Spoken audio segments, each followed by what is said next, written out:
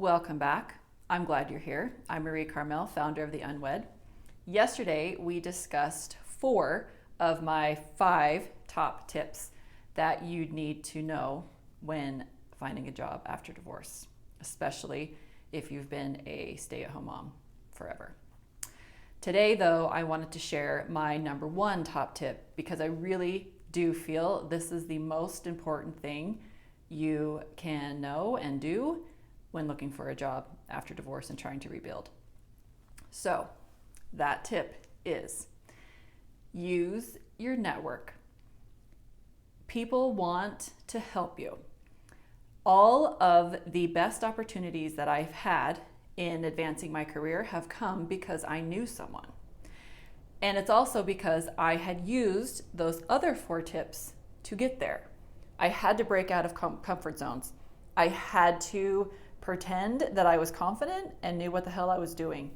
I had to push myself. I had to quit comparing myself to other people. And, for me, when I did photography for a while, and every time I went to an airport, I forced myself to talk to 3 new people, strangers.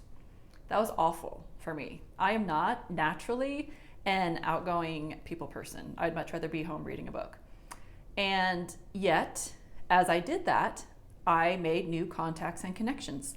And some of those inevitably led to huge stepping stones in my career that I never would have had if I hadn't have reached out of my comfort zone and made new connections with strangers. If you are struggling finding employment, reach out to your network. Post on social media. What a great avenue to let people know that you're searching for something.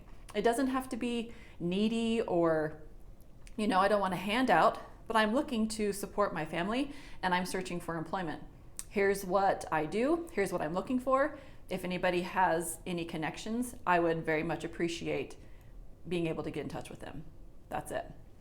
Number 1, use your connections, use your network.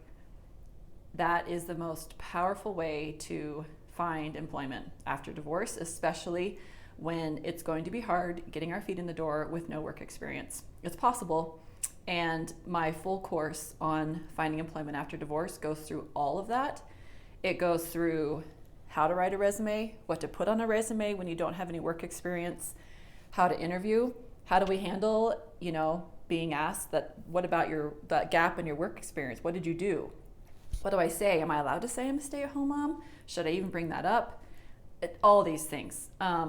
How do I handle kids? How do I handle the guilt of going from being a stay-at-home mom to now all of a sudden working? Can I even handle the schedule? All of that and more is covered in my full guide if you're interested.